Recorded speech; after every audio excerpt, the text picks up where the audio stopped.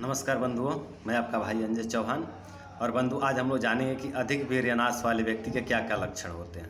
ठीक है, जो लोग अधिक वीर्यनाश कर देते हैं उनमें जो क्या क्या लक्षण प्रकट होते हैं वो मैं लक्षण बताने वाला हूँ। ठीक है, तो ये लक्षण देख करके आप दूसरे को और खुद को भी समझ सकते हैं कि क्या मैं वीर्यवान हूँ या वीर्यहीन हूँ। ठीक है, क्या मेरे शरीर से ज़्यादा वीर्य क्षय हुआ है, तो ये समझ सकते हैं आप इन लक्षणों को जानने के बाद। ठीक है, तो देखिए बंधु, बार बार प्रतिसाय होना, प्रतिसाय का मतलब होता है सर्दी, बार बार सर्दी होना, ये एक लक्षण है अधिक वीर्यनाश का। ठीक है, बार बार छींक आना, ये भी अधिक वीर्यनाश के ही लक्षण है। ठीक है, मुंह से लार आना, ज़्यादा लार आना, बार बार लार आना, ये भी वीर्यनाश के ही लक्षण है, अधिक वीर्यनाश। ठीक है, पेट की जठराग्नि का मंद पड़ जाना, पाचन शक्ति का कमजोर हो जाना, ये भी अधिक वीर्यनाश का एक लक्षण है। ठीक है, अपने हाथ पैर को बार बार देखना, ये लगभग 15 लक्षण मैं गिना रहा हूँ आपको। ठीक है, अपने हाथ पैर को बार बार देखना, ऐसा मेरा हाथ कैसा, पैर कैसा, ऐसा मतलब बेकार है, इस तरह का मतलब समझ के इसको देखना। ठीक है,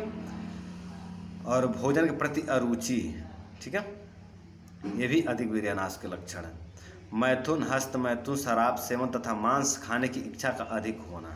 ठीक है, मैथुन करने की इच्छा अधिक होती है, हस्त मैथुन करने की इच्छा अधिक होती है, शराब पीने की इच्छा अधिक होती है, मांस खाने की इच्छा अधिक होती है, तो समझ लीजिए कि ये अधिक वीर्यनाश के लक्षण है। ठीक है, सभी पदार्थों के प्रति घृणा का होना। ठीक है, जैसे कि ये कुर्सी बेकार है, ये थरिया बेकार है, ये लोटा बेकार है, ये आदमी बेकार है, वो औरत बेकार है, वो खेत बेकार है, वो फल बेकार है, इस तरह का मतलब हर चीज़ में दोष खोजना, हर चीज़ में लगभग पूरी दुनिया से उनको शिकायत रहती है। ठीक है, तो इस तरह का लक्षण किसी दूसरे में अपने में दिखे तो समझ लीजिए कि ये अधिक वीर्यनाश के लक्षण है। ठीक है, फिर से नाखून तथा बालों का तेजी से बढ़ना।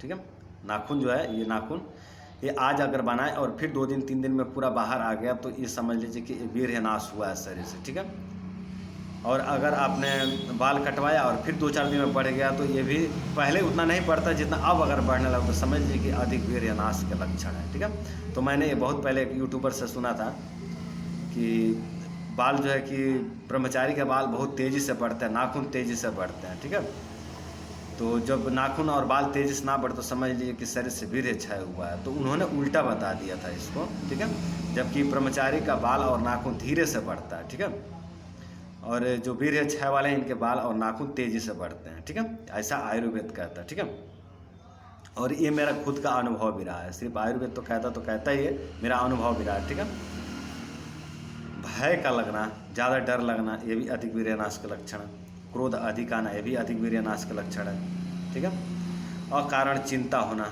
ये भी अधिक वीर्यनाश का लक्षण है।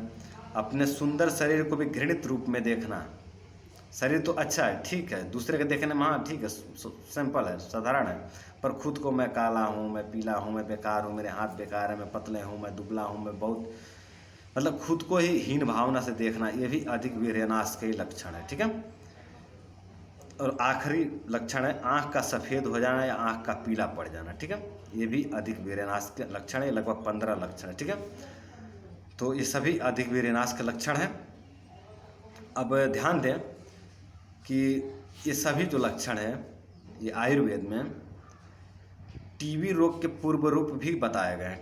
ठीक है, जैसे कि अगर आपको 1 साल बाद, 2 साल बाद या 5 साल बाद टीबी होना है, टीबी रोग होना है, तो उसके पहले ये सभी लक्षण प्रकट हो जाते हैं शरीर में। ठीक है, रोगी व्यक्ति के शरीर में सभी लक्षण प्रकट हो जाएंगे और 1 साल 1.5 साल के बाद टीबी रोग से ग्रसित हो जाएगा। ठीक है, तो ये पूर्व रूप कहा गया है। तो अगर ये लक्षण आप में दिख रहा है तो आप ये भी समझ सकते हैं कि ये वीर्यनाश का लक्षण है, और आप ये भी समझ सकते हैं कि आप टीबी के नज़दीक में हैं, यानी आपको कभी भी टीबी रोग हो सकता है। ठीक है, तो अगर आप में ये सब लक्षण है तो आप वीर्य रक्षा करके, अपने भोजन को सुधार करके, अपने दिनचर्या को सुधार करके, अपने रहन स्वभाव को सुधार करके आप अपने आप को टीबी से बचा सकते हैं, या टीबी जैसे अनेकों रोगों से आप बचा सकते हैं। ठीक है, तो जैसे कि आप रहन स्वभाव में क्रोध पर काबू कर सकते हैं, भय को अपने दूर कर सकते हैं। ठीक है, अपने चिंता को दूर करिए। ठीक है, अब जो अपने आप को बदसूरत देखते हैं, अपने आप को कमज़ोर समझते हैं, अपने आप को हीन समझते हैं, इस भावना को आप बदलें। ठीक है, बाकी आप अपने पाचन शक्ति को, इसकी जठराग्नि को